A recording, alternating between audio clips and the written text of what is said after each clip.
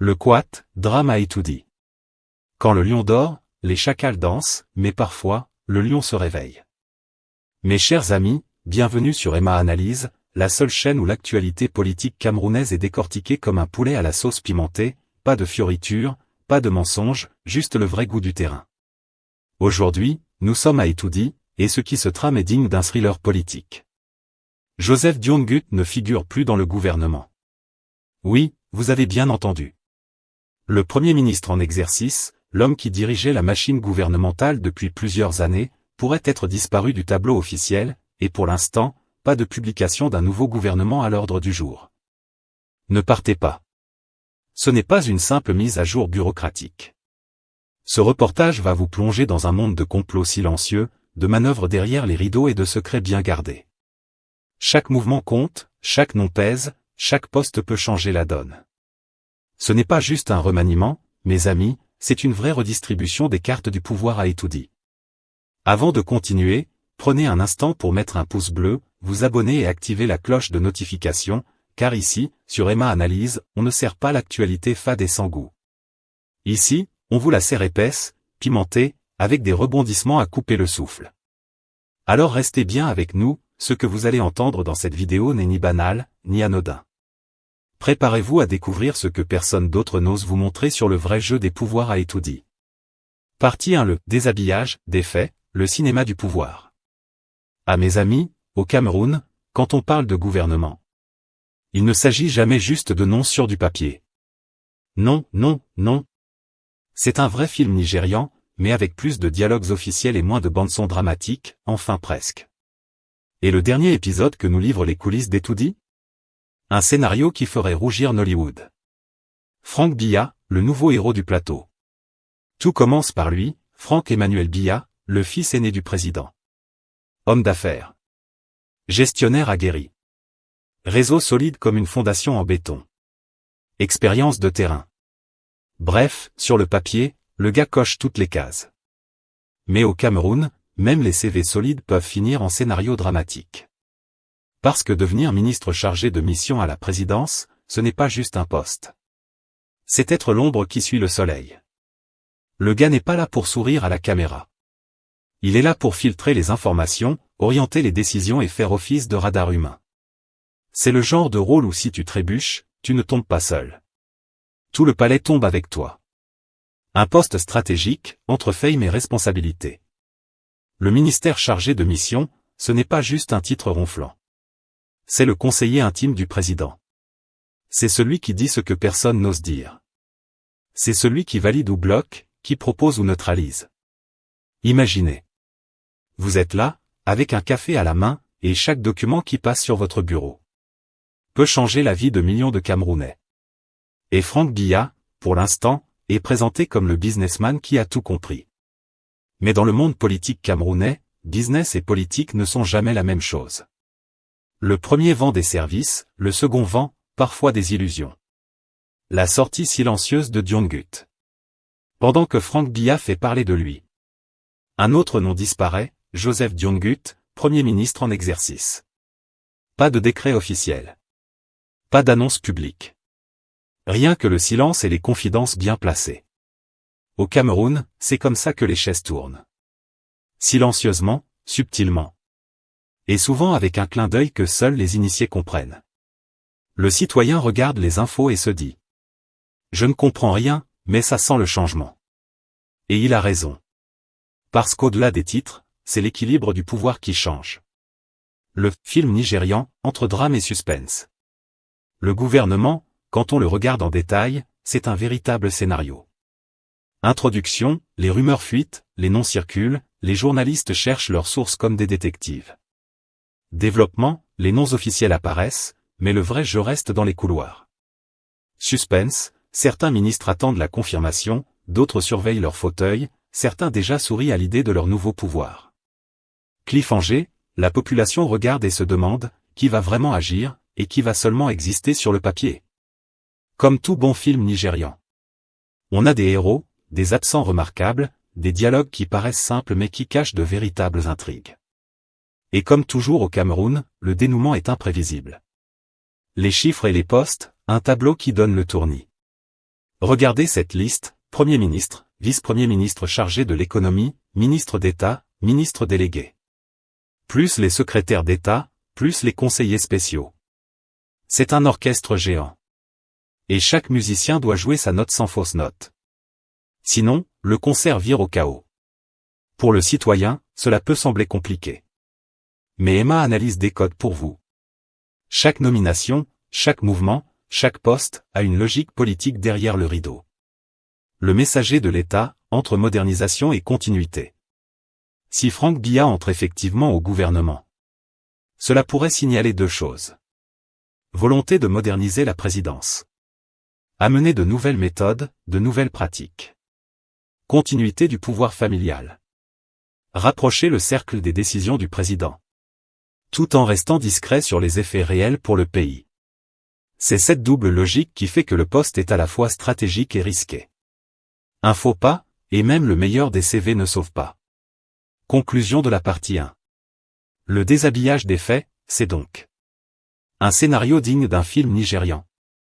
Un héros annoncé. Une ombre qui disparaît.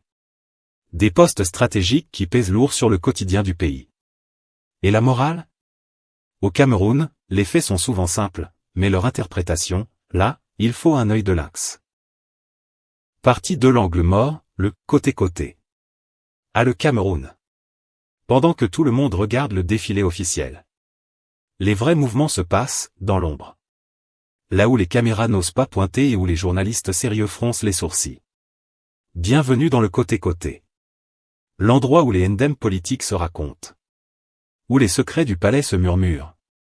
Et où les décisions qui vont changer notre vie se prennent à voix basse. Diongut, l'ombre qui s'éteint. Pendant que tout le monde parle de Franck Biya et de ses ambitions. Un autre nom disparaît doucement de la circulation médiatique. Joseph Diongut, Premier ministre en exercice. Selon plusieurs confidences, notamment celle de l'influenceur Boris Berthold. Il ne figure plus dans le gouvernement issu des dernières consultations. Mais attention, pas de décret officiel. Pas d'annonce tonitruante.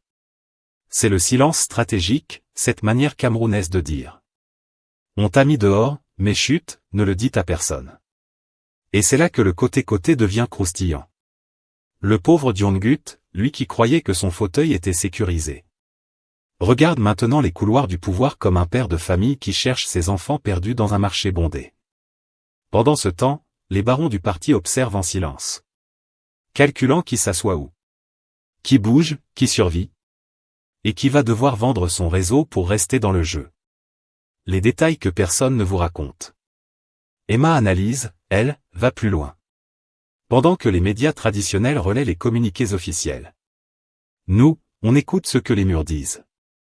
Les réunions à Etoudi sont maintenant plus secrètes que les recettes de famille. Les alliances se font autour d'un thé sucré ou d'un café corsé. Avec des regards qui en disent plus que les mots. Certains ministres, pourtant loyaux, commencent à regarder par-dessus leur épaule, se demandant si leur poste est encore sûr. C'est ça le côté-côté. Les stratégies, les petits coups, les arrangements qui n'apparaissent jamais dans les communiqués officiels. Et ici, au Cameroun. Un ndem politique n'a pas besoin de tribunal pour exister. Il suffit que tout le monde sache en silence. Les mouvements silencieux, la danse des gars d'en haut. Dans les jours à venir, certains ministres vont jouer à un jeu que nous connaissons bien. La danse des postes. Si je bouge, il faut que je reste utile. Si je parle, je perds mon ticket. Si je ferme les yeux, je regarde quand même. Pendant ce temps, les vrais gagnants ne sont pas forcément ceux que l'on voit à la télé. Ce sont ceux qui se positionnent, qui écoutent, et qui attendent le bon moment pour frapper. Dans ce jeu, Franck Biya peut paraître le héros officiel. Mais derrière, les calculs du pouvoir se font dans plusieurs dimensions. Comme une partie d'échecs où les pions avancent. Et où certains rois tombent sans prévenir. Le discernement du citoyen, entre spectacle et réalité. Le Camerounais d'en bas, lui, il regarde le côté-côté comme on regarde une série télé. Les médias annoncent un remaniement officiel. Le palais joue au silence stratégique. Les influenceurs publient des indiscrétions. Et le peuple se demande. Mais au final, qui décide et qui se fait sortir discrètement? Ici, le côté-côté devient le véritable feuilleton politique. Les acteurs officiels sont les personnages secondaires. Le vrai scénario, celui qui fera l'histoire, se joue dans les couloirs du pouvoir, là où les caméras ne vont jamais. Les signes qui ne trompent pas. Emma Analyse a repéré quelques indices. Les silences prolongés, quand il n'y a pas de communiqué, c'est souvent que quelque chose se prépare. Les déplacements discrets, certains ministres se retrouvent dans des réunions informelles, et on sait déjà que ce ne sera pas pour boire le café. Les alliances stratégiques, là où on pense que le pouvoir est dispersé, il se resserre subtilement autour de quelques figures clés. Tous ces signes annoncent une réorganisation silencieuse mais radicale, qui pourrait bien modifier l'équilibre du pouvoir. Le côté-côté, un théâtre pour les patients.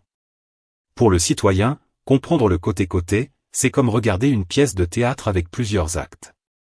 Le rideau s'ouvre sur un gouvernement officiel. Les dialogues sont simples et politiquement corrects. Mais dans les coulisses, c'est un festival de mouvements. De chuchotements et de calculs qui détermineront qui reste, qui part, et qui gagne vraiment. Et c'est là que le côté-côté devient indispensable à comprendre. Car derrière chaque annonce officielle, il y a un monde invisible. Un monde où se prennent les décisions qui touchent la vie de tous les Camerounais. Conclusion de la partie 2. Le côté-côté, c'est donc les NDM que personne n'ose publier. Les mouvements silencieux mais décisifs. Les alliances et les trahisons déguisées. Et la vérité que les Camerounais d'en bas sentent avant même qu'elle n'apparaisse à la télé. Et dans ce théâtre silencieux, la vraie question reste. Le poids des dossiers, quand la politique descend aux héros officiels, ou simplement l'acteur principal d'un scénario. Les décisions politiques ont une particularité. Elles naissent en hauteur. Mais elles tombent toujours sur la tête du Camerounais d'en bas. Et c'est là que commence le vrai sujet. Parce que derrière les noms ronflants, les titres ministériels l'ont comme un sermon du dimanche. Il y a une réalité simple. Qui décide, et qui paye? Le gouvernement, ce n'est pas un défilé de noms. Pour le citoyen lambda. Un nouveau gouvernement n'est pas un événement mondain. Ce n'est pas une soirée de gala. Ce n'est pas une liste à réciter à la radio. C'est une chaîne de décision. Quand on change un ministre des Finances, le Camerounais entend. Nouvelle taxe possible. Contrôle renforcé. Retard de salaire peut-être. Quand on touche à l'administration territoriale, il comprend. Plus ou moins de liberté. Plus ou moins de réunions interdites. Plus ou moins de gaz lacrymogène. Et quand on renforce la présidence, le message est clair même sans diplôme en sciences politiques. Tout va encore remonter plus haut avant de redescendre. La centralisation, le mot savant qui fait mal aux pieds. Les experts appellent ça la centralisation du pouvoir. Au quartier, on appelle ça. Tout se décide là-bas, nous on subit ici. Plus les décisions sont concentrées. Plus le citoyen est éloigné de la décision finale. Résultat? Même pour réparer une route, il faut un visa de Dieu le Père, un cachet du Saint-Esprit et une signature de la présidence.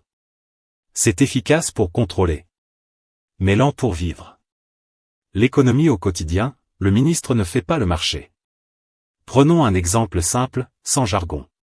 Quand le ministère de l'économie ou des finances change de main, le Camerounais ne parle pas de politique budgétaire. Il parle de sac de riz, litre de carburant, transport du matin. Si les priorités ne changent pas, les chiffres peuvent évoluer. Mais la vie reste chère. On annonce des milliards. Mais au marché, la tomate ne lit pas les communiqués. Les dossiers sociaux, toujours sur le mode on gère. Santé, éducation, emploi. 3 secteurs où le citoyen n'attend plus de miracles. Juste moins de souffrance. Un ministre de la Santé peut être très compétent. Mais si l'hôpital n'a pas de médicaments, la compétence reste dans le bureau. Un ministre de l'Éducation peut faire de beaux discours. Mais si les enseignants sont démotivés, les enfants apprennent la patience, pas le savoir. C'est ça, le poids réel des dossiers. La différence entre les annonces et les effets. La sécurité, dossier sérieux, parole lourde. Quand on parle défense, sécurité, administration territoriale, on ne plaisante pas trop. Mais même là, Le citoyen observe une chose. La sécurité est souvent traitée comme un problème d'ordre. Pas comme un problème de confiance. Résultat? On contrôle plus. Mais on rassure moins. Et le citoyen vit dans un paradoxe. Présence forte de l'État. Mais sentiment d'abandon quotidien. Et les jeunes dans tout ça? Ah, la jeunesse. Toujours citée. Rarement consultée. Chaque nouveau gouvernement promet. Des programmes. Des formations. Des opportunités. Mais le jeune Camerounais regarde autour de lui et se dit. Si c'était vrai, on serait déjà nombreux à travailler. Quand le pouvoir ne crée pas de passerelle réelle vers l'emploi. La jeunesse crée des stratégies de survie. Petit commerce. Migration. Système D. Ce n'est pas un choix. C'est une adaptation. Le Camerounais d'en bas, observateur malgré lui. Le plus ironique dans tout ça, c'est que le Camerounais d'en bas est devenu un expert sans diplôme. Il ne lit pas les décrets. Mais il sait quand ça ne va pas. Il ne connaît pas les intitulés exacts des ministères. Mais il sait quand l'eau ne coule plus. Il ne fait pas de débat télévisé. Mais il fait les comptes à la fin du mois. Et souvent, ses analyses sont plus justes que celles des plateaux. Le vrai poids des dossiers. Le vrai poids des dossiers. Ce n'est pas leur volume administratif. C'est leur impact humain. Un dossier mal géré. Ce sont des familles qui souffrent. Un retard de décision. Ce sont des vies suspendues. Une priorité mal définie. C'est un pays qui tourne en rond. Conclusion de la partie 3. En réalité, le citoyen ne demande pas un gouvernement parfait. Il demande un gouvernement utile. Utile pour alléger la vie. Utile pour donner un minimum de perspective. Utile pour rapprocher l'État du terrain. Et tant que les dossiers resteront lourds. Mais les résultats légers. Le Camerounais d'en bas continuera de dire. Avec humour et fatigue. On a compris, mais on attend toujours. Partie 4. La prospective, on va encore voir. Au Cameroun, quand on dit « on va encore voir », ce n'est pas une promesse.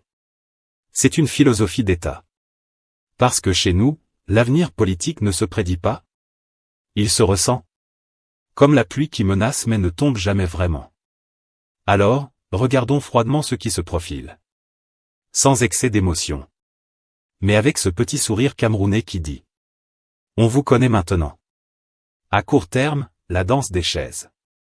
Mais en silencieux. Dans les prochains jours.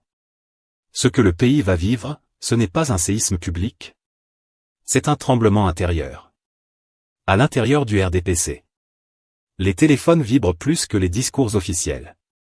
Chacun regarde son fauteuil. Tape dessus discrètement. Pour vérifier s'il est encore bien fixé au sol. Les barons deviennent subitement modestes. Les ambitieux deviennent subitement loyaux. Et ceux qui critiquaient hier deviennent aujourd'hui les plus grands défenseurs de la vision du chef. C'est la phase classique. La loyauté de dernière minute. Personne ne parle. Mais tout le monde comprend que quelque chose a changé. Et quand le centre du pouvoir se resserre, les marges deviennent dangereuses. Le message implicite, le pouvoir se rapproche de lui-même. Si la présidence se renforce. Si le cercle autour du chef de l'État se réduit. Cela veut dire une chose très simple. Le pouvoir fait confiance à moins de monde. Et dans un système comme le nôtre, ce n'est jamais un hasard. Ce mouvement envoie un message clair aux gars d'en haut. Exécutez, ne discutez pas. Le temps des initiatives personnelles est terminé. Le centre décide, les autres appliquent.